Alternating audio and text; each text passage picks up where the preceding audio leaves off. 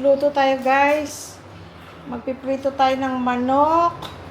Request ni Louie Boy. Tapos binagoong ang manok ulit para tomorrow, whenever. Kasi nag-defrost na lang naman ako. Magluluto lang na naman ako. Magluluto naman ako. Iluluto ko na rin. Tapos nakapag-harvest siya ng iisang ampalaya sa ating garden kaninang maga guys. Alanganin naman itong itlogan, ang liit-liit, gagawin kong salad. Oh. Guys, double fried chicken. Tapos meron tayong ensaladang ampalaya na galing sa ating garden. Sibuyas, may pineapple, may suka. Tapos ampalaya. Yan ang pinaka-atsara mo, pares ng fried chicken. Guys, maulan. Maulan, oh. Ay, nabasa. Basa atong camera.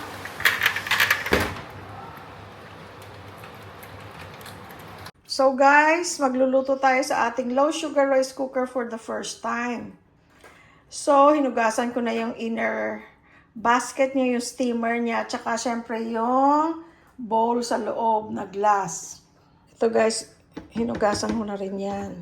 So ngayon, nahugasan na natin ating rice. So walang tubig kasi yan may mga butas-butas. Ang sabi, 5 to 8 millimeters ng water above sa rice surface, which is daw about half ng joint, sabi, half ng joint. So, di ba pag nag-ano tayo, ganun-ganun tayo. So, instead na isang ganon, kalahati lang. Lagyan natin ng tubig.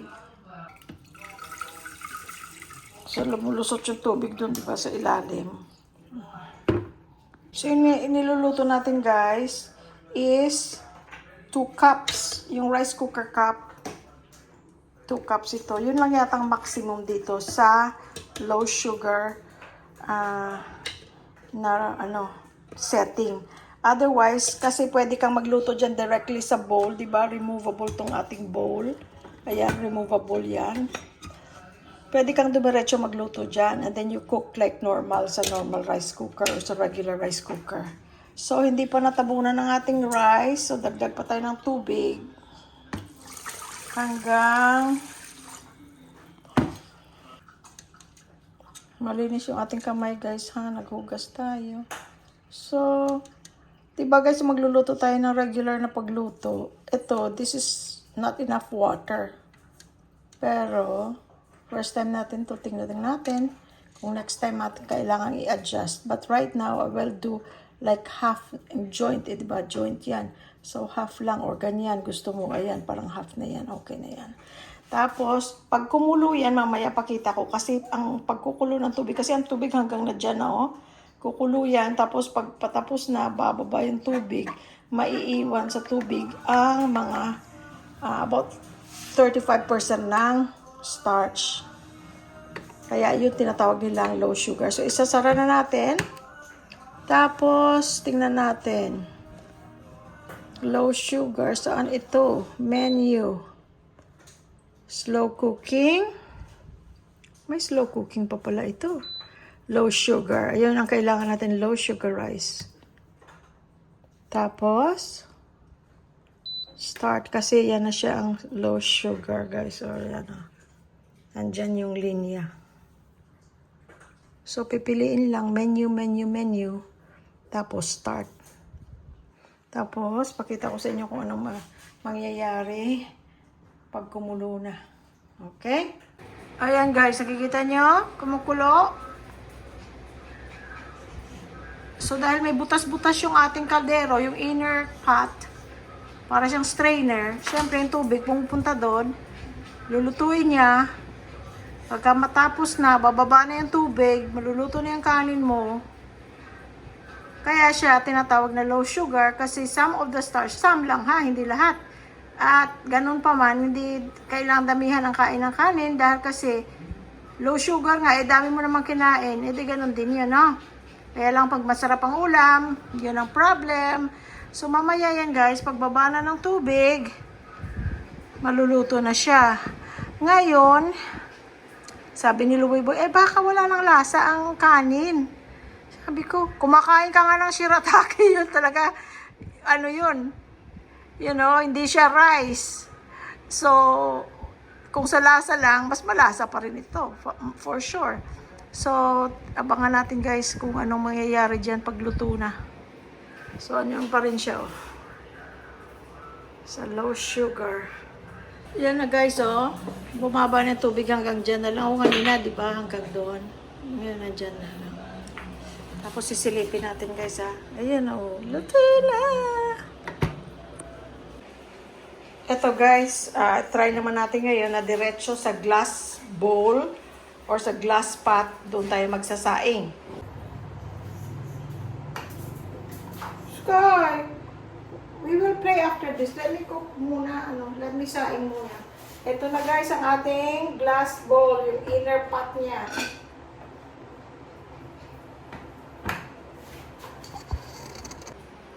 Instead of using the inner pot for the low sugar rice, di ba dito natin nilagay last time ang Sky? Behave anak. Dito natin nilagay yung ang bigas. Tapos yung tubig doon sa glass pot. Ngayon, didiretso natin sa glass pot ang rice. Yung parang nagluluto ka regular rice cooker. So, tingnan natin guys. So, isi-set natin siya. Yung last time ginawa natin low sugar rice. Ngayon, regular rice lang yun. Wala siyang ibang choice for regular rice. Ang nakalagay multi-grain rice. So, doon tayo. Menu. Hanggang mapunta sa gusto mo, multi-grain rice, and then, start. Ay guys, hindi ko na bantayan, kumulo na, malapit na pala maluto. Malapit na pala siyang maluto, wala nang tubig eh. Meron na tayong kanin.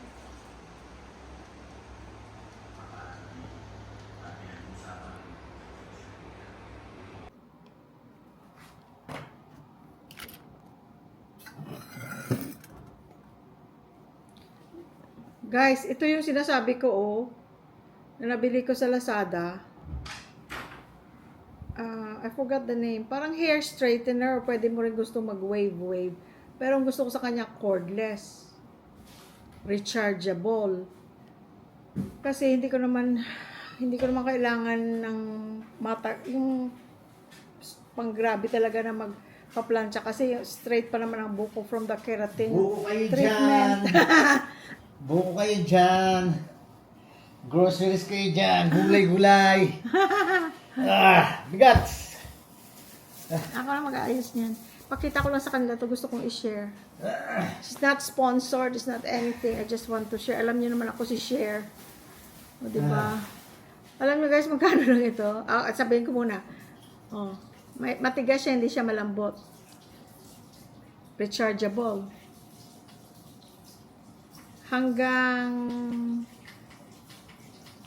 200, 140 to 200 ang Init. ang temperature. O, doon lang tayo kahit sa 160 lang tayo. Pindot-pindot lang, isang buton lang, madaling gamitin. Ini-share ko lang to guys ha. Wala naman akong kikitain dito, hindi naman to sponsored. Pero ang dali lang. Kahit nasa kotse ka, pwede mong i-style ang buhok mo. Lalo pa yung buhok dito may kulot-kulot na. O,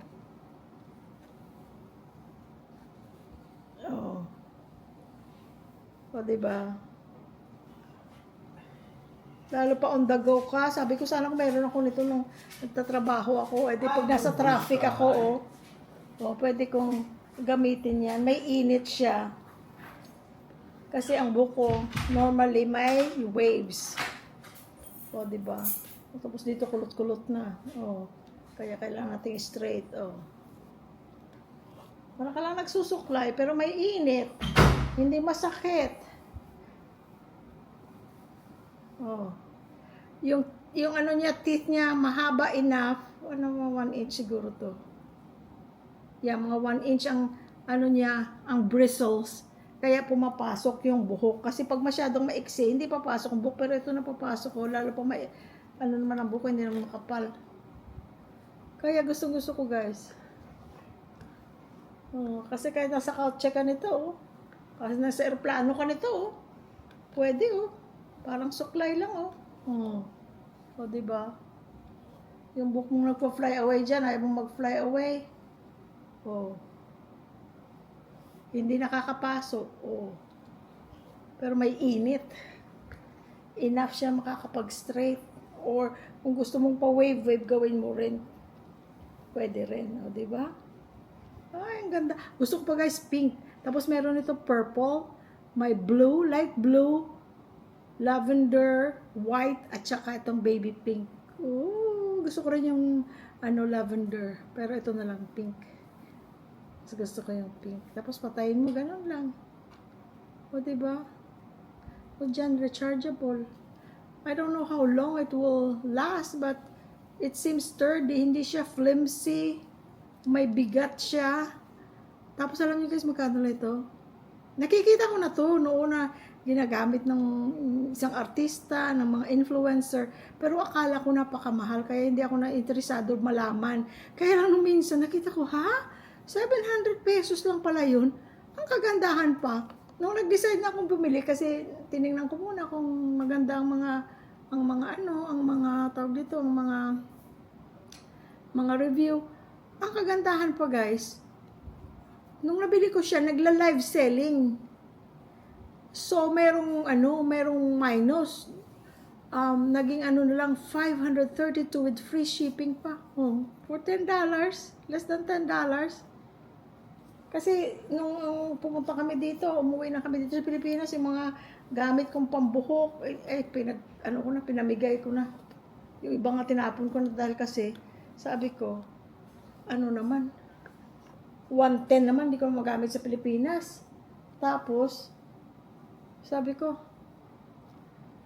hindi ko na kailangan yun. Ngayon, niisip ko, oy, mabuti rin kung meron. Kahit ito lang, para nasabi ko na may magamit ako pag kailangan ko i-straighten ng konti ang buko. Ganda siya, guys. Yung bristles niya, yung panggitna, parang may shape. Na mas mataas siya kaysa dito sa yung sa outer bristles. Maganda siya. Kasi may na-try ako nito nung nasa Amerika pa kami. May na-try ako ibang brand. Para siyang maiksi ang bristles. Pag ginanon mo, yung buhok hindi naman pumapasok, so hindi siya inaabot ng init. Tapos ito, parang gawin mo lang suklay, hindi naiinitan yung scalp mo. Kasi hindi siya dikit na dikit doon sa heating element. Gusto ko yung kulay. Yan lang guys, share ko lang. Ito pa pala guys, share ko lang. Yung kalamay, bigay sa amin ng aming neighbor. Kasi pumunta sila ng Bohol. Hindi pa kami nakakapunta ng Bohol. Maganda daw sa Panglao. Kalamay ito guys. Tagahan kung hindi nakakain ng kalamay. Kalamay. Sa amin kalamay hati ang tawag. Sa iba tawag kalamay. Sa amin kalamay. Oh, tingnan mo oh. 'Di ba? Pag inalis mo 'yan, bubuksan mo may kalamay sa loob. Kaya lang siyempre sugar, yun so pa konti-konti lang natin kakainin.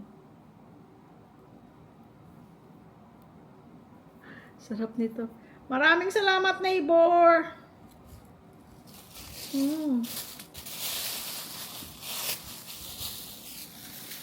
So, yun ang ating mga share. Okay, guys.